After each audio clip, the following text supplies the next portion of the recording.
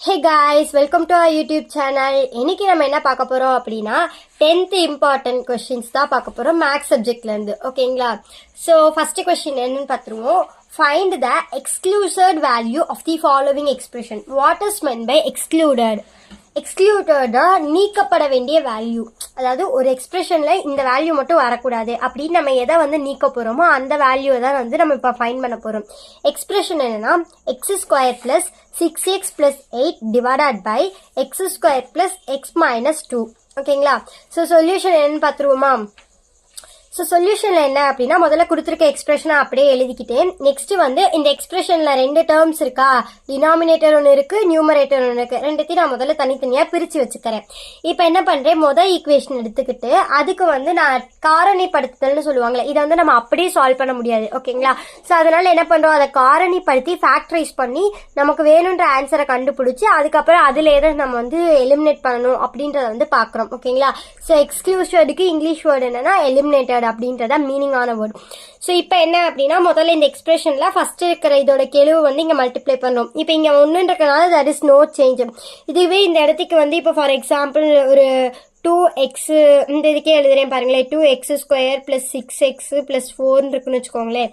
அப்ப நீங்க என்ன பண்ணணும், இந்த 2 எடுத்து இங்க மல்டிப்ளை பண்ணி நீங்க வந்து பண்ணிருக்கணும். ஓகேங்களா? பட் இங்க 1 தான் இருக்கு. So there is no issue.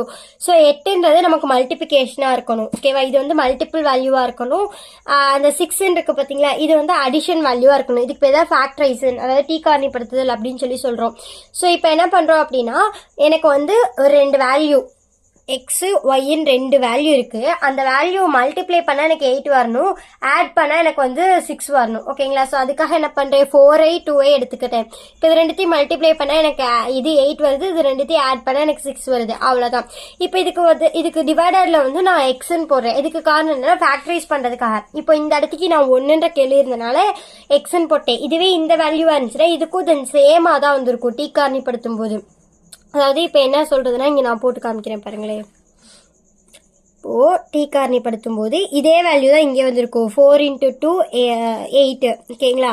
அடுத்து எனக்கு இங்க என்ன இருக்கு, 6. ஸோ 6 அப்போ சேம் இதை போடலாம், 4 × 2 போடலாம். ஆனா டினாமினேட்டர் என்ன போனா 2xன்னு போட்டிருக்கணும். ஏன்னா இங்க நான் மல்டிப்ளை பண்ணது அந்த 2ஆல தான், அதனால இந்த வேல்யூ நான் போடணும். ஓகேங்களா? உங்களுக்கு இது புரிஞ்சிருக்கும்னு நினைக்கிறேன். ஸோ நம்ம கிவனுக்கு பார்க்கலாம். ஸோ இங்க கண்டுபிடிச்சிட்டோம். இப்போ என்ன பண்றோம், இங்க இருந்து இப்படிதான் எழுதணும். அப்ப என்ன பண்ணுவோம், எக்ஸ் பிளஸ் 4 எக்ஸ் பிளஸ் 2. ஓகேங்களா? ஃபர்ஸ்ட் இது எழுதியாச்சு, ஃபேக்டரைஸ் பண்ணிட்டோம். செகண்ட் ஒன் என்னன்னா x² பிளஸ் x மைனஸ் 2. அப்ப இங்கே கெழு வந்து 1 இருக்கிறதா தான் அர்த்தம். ஸோ 1 × -2 வந்து போடுறோம். ஓகேங்களா? ஸோ இப்போ மல்டிபிள் பண்ணோம்னா -2 கிடைக்கும். ஸோ -2க்கு -2ன்றது எனக்கு மல்டிபிள் வேல்யூவா இருக்கணும்.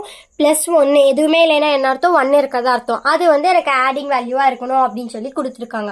அப்ப என்ன பண்ணலாம், ஆக்சுவலா 2 கொண்டு வரதுக்கான ஒரே பாசிபிலிட்டி என்ன, 1 × 2 மட்டும்தான். ஓகேங்களா? அப்போ 1 × 2 அப்படின்றப்ப எனக்கு இங்க நெகட்டிவ்ல இருக்கு. அப்ப ஏதோ ஒரு வேல்யூ கண்டிப்பா நெகட்டிவ்ல இருக்குன்னு அர்த்தம்.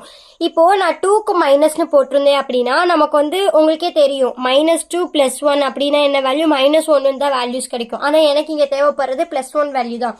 அதனாலதான் -1 × 2 அப்படின்னு சொல்லி போட்டிருக்கேன். அப்ப மல்டிப்ளை பண்ணும்போது எனக்கு -2 கிடைச்சிருச்சு, 2 - 1 எனக்கு +1 கிடைச்சிருச்சு. ஓகேங்களா? இப்போ டிவைடட் பை x போட்டுட்டு இப்ப இங்க இருந்து எடுத்து எழுதுறோம், x - 1 அண்ட் x + 2. ஓகேங்களா?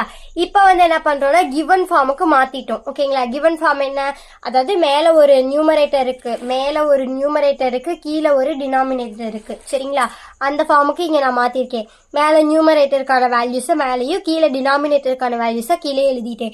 இப்ப இது ரெண்டும் ஒரே மாதிரி இருக்கு, மல்டிபிகேஷன்ல அண்ட் டிவைடர்ல இருக்கனால நான் அடிச்சிடுறேன். ஓகேங்களா? கேன்சல் பண்ணிடலாம்.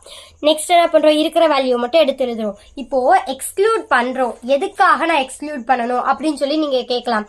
அதாவது எதுக்காக பண்றோம்னா, இப்ப நீங்க எக்ஸுக்கு ஒரு வேல்யூ கொடுக்குறீங்க. அப்படி கொடுக்கும்போது அந்த வேல்யூ வந்து இன்ஃபினிட்டி வரையறுக்கப்படவில்லை அப்படின்ற மாதிரி ஒரு விஷயம் வந்துச்சுன்னா அந்த மாதிரி விஷயத்த நம்ம நெக்லெக்ட் பண்ணணும். இப்ப பாருங்களேன், x - 1 இருக்கு. அப்ப x - 1 நீங்க 0க்கு ஈக்குவேட் பண்ணீங்கன்னா x = 1 கிடைக்குதா? இந்த வேல்யூ தான் நீங்க நெக்லெக்ட் பண்ணணும். ஏன் நெக்லெக்ட் பண்றோம், ஏன் அப்படின்னா இப்ப நீங்க இங்க 1 போட்டீங்கன்னா இது என்ன ஆகும், இங்க இருக்கும் x-க்கும் 1ன்னு வச்சுக்கோங்களேன். அப்ப 1 + 4 டிவைடட் பை 1 - 1 அப்போ 5/0. ஸோ டிவைடட் பை 0ன்னா நமக்கு என்ன அர்த்தம், இன்ஃபினிட்டின்னு அர்த்தம். அதாவது வந்து வரையறுக்கப்படவில்லைன்னு அர்த்தம். ஸோ அந்த மாதிரி வேல்யூஸை நம்ம நெக்லெக்ட் பண்ணுறதுக்காக தான் இதை யூஸ் பண்ணுறோம். ஸோ எக்ஸ்க்ளூசிவ் வேல்யூ வந்து 1 தான். தேங்க்யூ ஃபார் வாட்சிங். Subscribe for more videos.